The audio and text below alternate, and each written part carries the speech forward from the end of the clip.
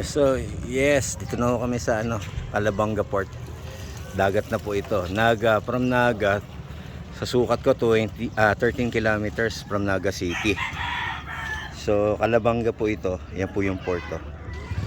13 kilometers from Naga City. From Calabanga sa bahay nila Frank. 3 kilometers mula doon hanggang dito. Port area siya. Pagsangan ng isla. Ano to? Bay. Dagat na to. Dagat na Bicol. Bicol Bay. Or San Miguel Bay. Sabi ni Tol Ryan. So, yan. Unang pasyal po namin dito. Nong, kaway-kaway ka. Yan, si Ninong.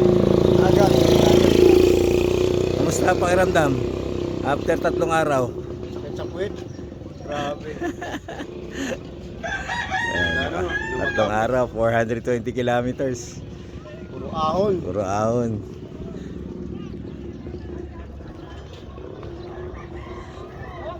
Woo! Morning sa all. Good morning sa all. Medyo hindi maganda yung ng dagat dahil po nga binaha ang Bicol region, kaya ganyan daw yung tubig, murky o kulay gatas. Parang kopi ko. 3-in-1 ang kulay. Nagawa ng baha.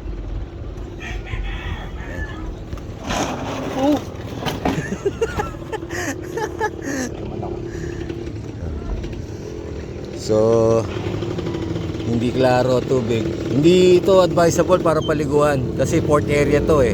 Ayan, dami tao, bagsakan ng mga isda, bangka pang isda yan. So, hindi siya pang ligo. Kulay kape. Gawa ng baha. Yan muna. Sige, salamat mga tropa.